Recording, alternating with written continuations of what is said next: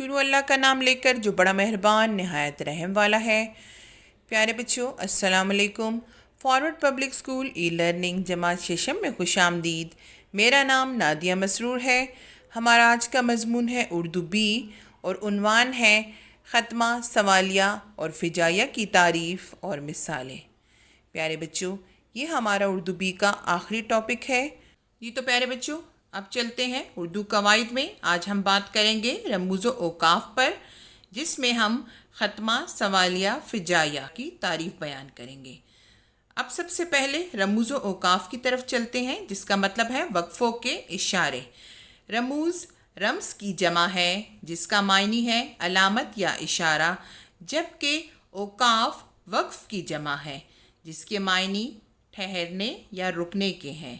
یعنی رموز و اوقاف یا علامات اوقاف ان اشاروں یا علامتوں کو کہتے ہیں جب ہم کسی بھی زبان میں کچھ لکھتے ہیں تو کسی جگہ رکنے یا ٹھہرنے کے لیے کچھ علامتوں یا اشاروں کا استعمال کیا جاتا ہے۔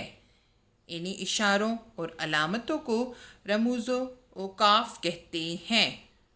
پیارے بچوں، جب ہم بولتے ہیں تو کسی جگہ ہمیں ٹھہرنا ہوتا ہے یا اپنے لہجے یا انداز سے بات کو سمجھانا ہوتا ہے، مگر جب ہم اسی گفتگو کو تحریر کرتے ہیں تو ٹھہرنے اور کسی خاص لہجے یا انداز کی نشاندہی کے لیے علامات کا استعمال کیا جاتا ہے، تاکہ پڑھنے والا درست طریقے سے پڑھے اور پوری بات کو اچھی طرح سمجھ سکے۔ پیارے بچوں، گفتگو میں ٹھہرنا اور جذبے کا اظہار دکھانا تقریر اور گفتگو کا حسن ہے۔ تو لکھتے ہوئے رموز و اوقاف کا استعمال تحریر کو آنکھوں کے لیے خوبصورت اور سمجھنے میں آسان کر دیتا ہے۔ جی تو پیارے بچوں، آج ہم کچھ عام طور پر استعمال ہونے والی ضروری علامتوں کا ذکر کریں گے۔ سب سے پہلے ہم بات کریں گے ختمہ پر۔ یہ ایک عام علامت ہے۔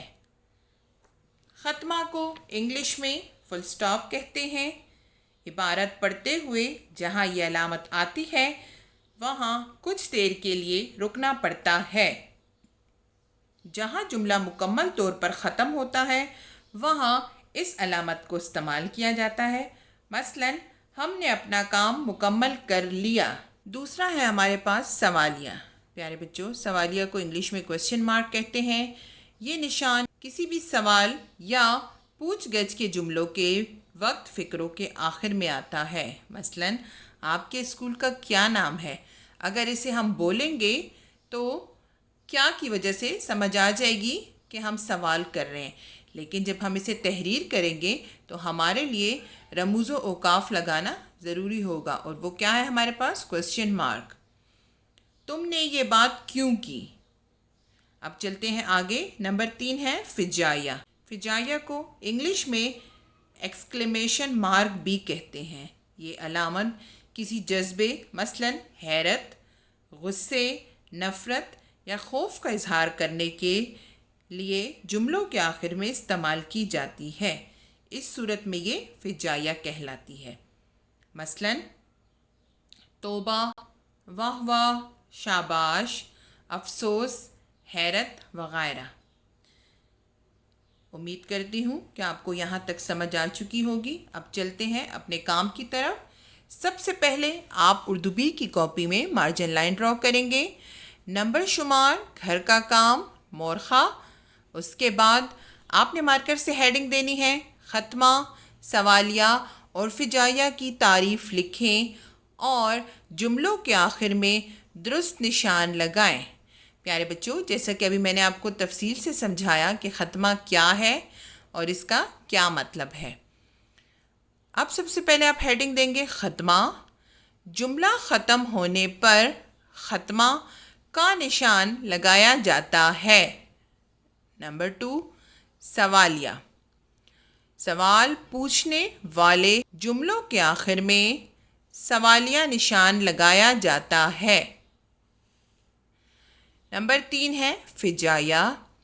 حیرت، استعجاب یا خوشی کے جملوں کے آخر میں فجائیہ لگایا جاتا ہے۔ مثالیں۔ اب پیارے بچوں، یہاں پر اوپر جو ہم نے ختمہ، سوالیہ اور فجائیہ کیا ہے، نیچے ان جملوں میں ہمیں اس کو لگانے کے لیے اس کو سمجھنا ضروری ہے۔ پہلا ہے، کشتی میں بیٹھتے ہی غلام نے رونا شروع کیا، ہائے میں ڈوبا، ہائے میں مرا۔ اب جیسے اس میں سمجھ آ رہی ہمیں، ہائے میں ڈوبا، ہائے میں مرا۔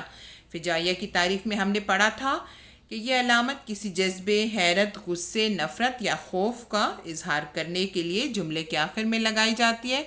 تو یہاں پہ یہ کیا کر رہا ہے؟ خوف کا اظہار کر رہا ہے۔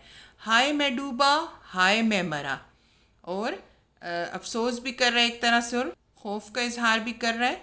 تو یہاں پر آئے گا فجائیہ کا سائن۔ یہ پورا جو ہے آپ نے جملہ بلو پین سے لکھنا ہے اور فجائیہ کا سائن آپ نے مارکر سے لگانا ہے۔ دوسرا ہے ہمارے پاس، کیا غلام نے کبھی کشتی میں سفر نہیں کیا تھا؟ اب جیسے کیا سے ہمیں سمجھ آئیے کہ ہمارا سوالیہ جملہ ہے، تو یہاں پر ہم لگائیں گے سوالیہ کا نشان۔ تیسرا ہے ہمارے پاس، آنکھ میں تکلیف ہو تو ڈاکٹر کے پاس جائیں۔